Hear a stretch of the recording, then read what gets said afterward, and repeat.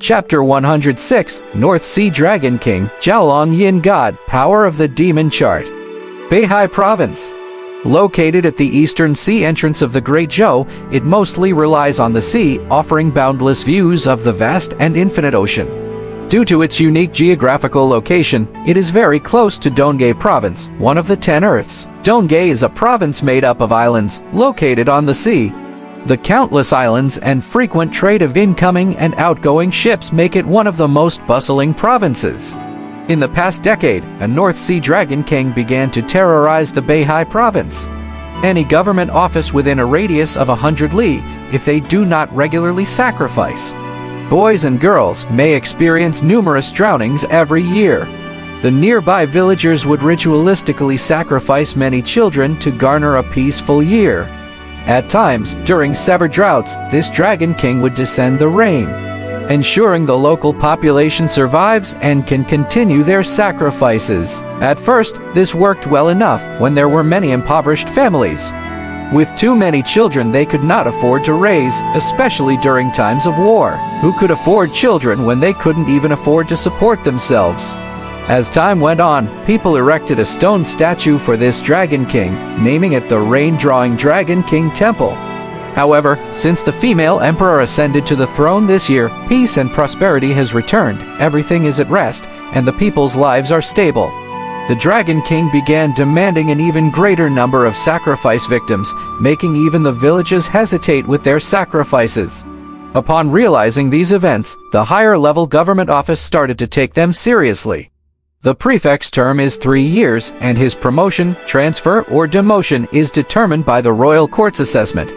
The officials of Beihai Mansion consider the emergence of such a great demon in their jurisdiction to be a serious factor affecting this assessment, so they paid to request the sect to deal with this demon. 2 trails of light streaked across the sky, like meteors in broad daylight. Many fishermen by the sea in Beihai province witnessed this, exclaiming in surprise. Some even began to pray when the sailors on the ships saw the bright and increasingly clear streaks. They realized that it was a man and a woman. Immortals, they are immortals. Cheers erupt from the crowd. The cultivators from the sect often appear among humans. With their vast divine powers and boundless magic powers, they exterminate demons and defend the Great Tao. They mostly have excellent reputations. As long as immortals appear, the people feel that they are there to protect the common man. Han Yi, who originally had a healthy wheat complexion, became fairer since breaking through the foundation building. He now possesses a misty aura. Dressed in a green-colored robe from the inner sect, standing on his red sword, with the Zuanli blade hanging from his waist. His eyes sparkled like lightning as he scanned the boundless sea, expressing his innate awe-inspiring presence.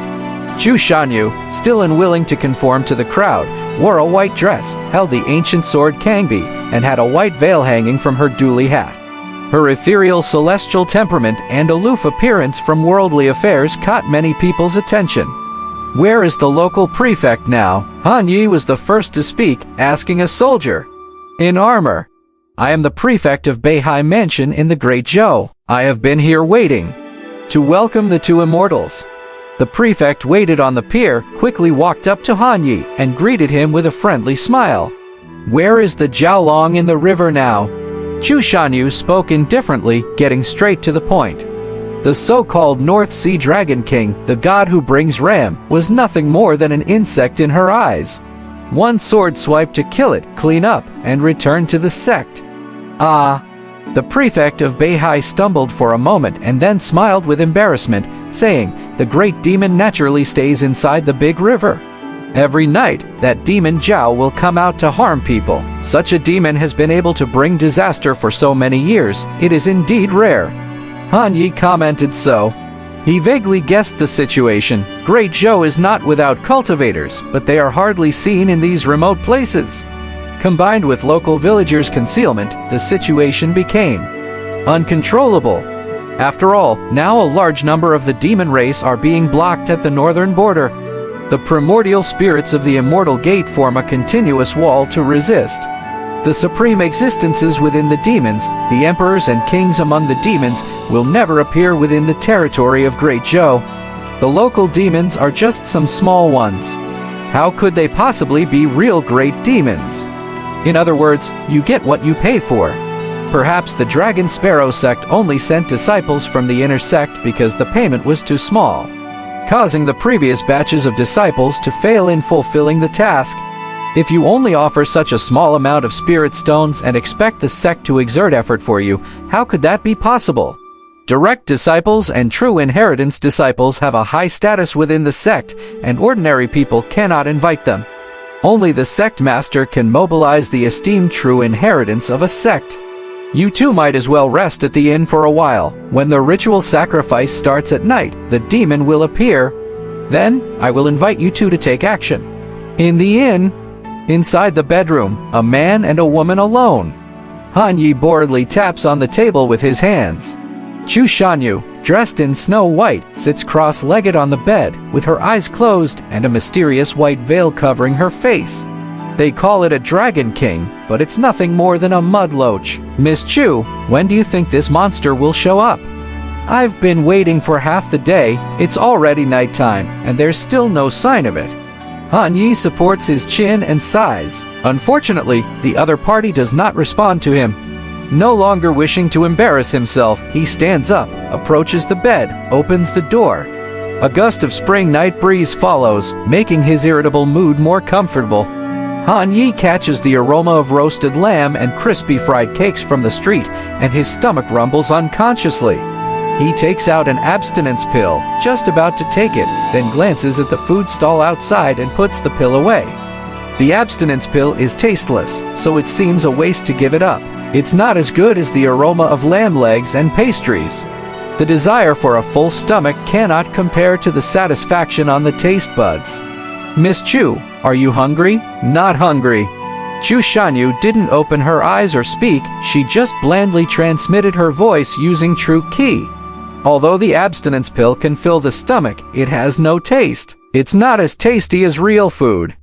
I'm going to buy something to eat outside. Han Ye's gaze flickers, he pushes the door and leaves, heading towards the night market without caring about anything else. After a while, a cry came from outside the door.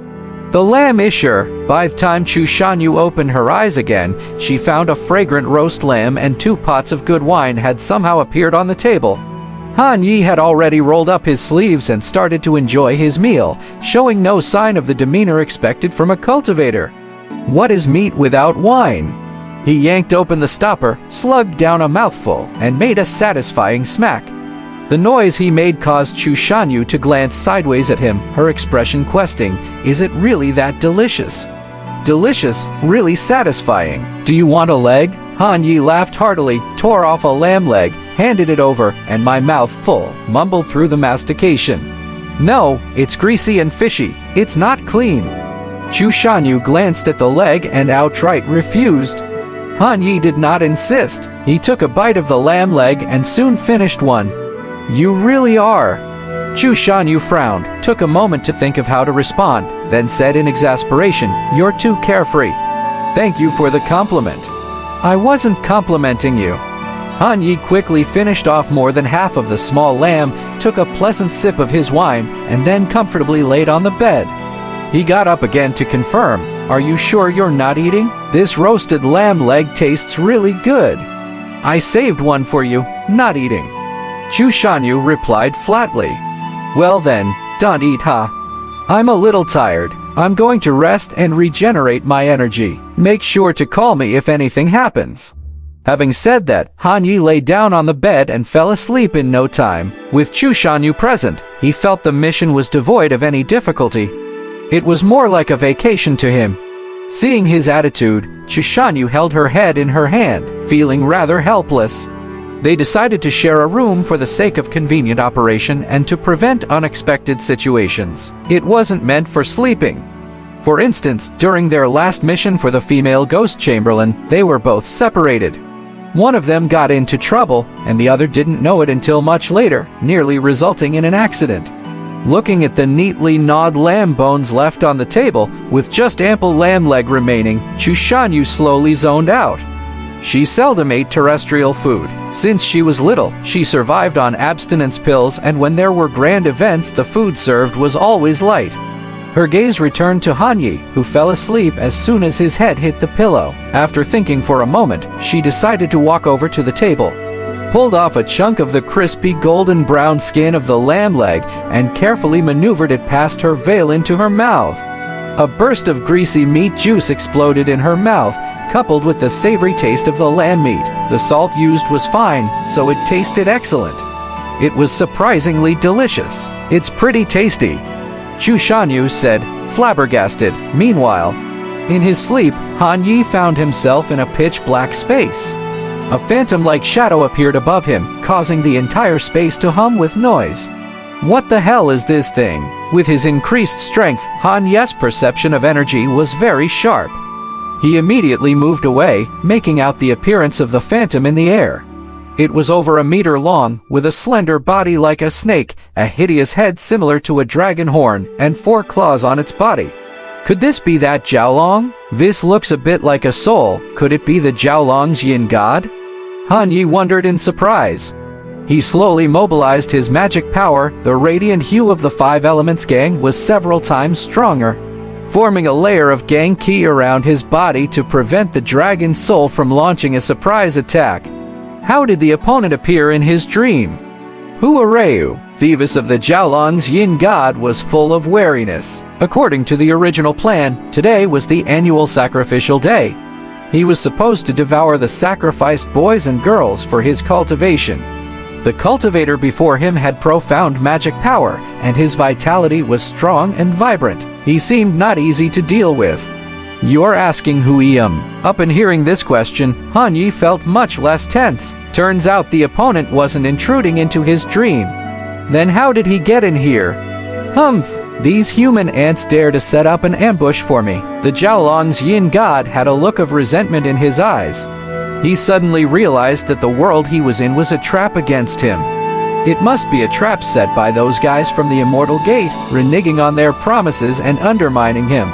When I return, I'll tear those guys to pieces. With a long howl, the yin god opened his mouth and spewed out a cyan water column, freezing Han Yi, while he himself used his demon power to attack the world in front of him. Why is this guy trying to run away? Han Yi was dumbfounded, and the black-colored Karma Lotus True Fire rose up in his hand, quietly burning. Since stepping into the Foundation Establishment stage, the energy of True Fire had become much purer and richer. The True Fire swept out instantly, evaporating the water column. The Jiaolong's yin god's expression turned drastically the moment he saw the True Fire, as he was more convinced that Han Yi was sent by the Immortal Gate to annihilate it.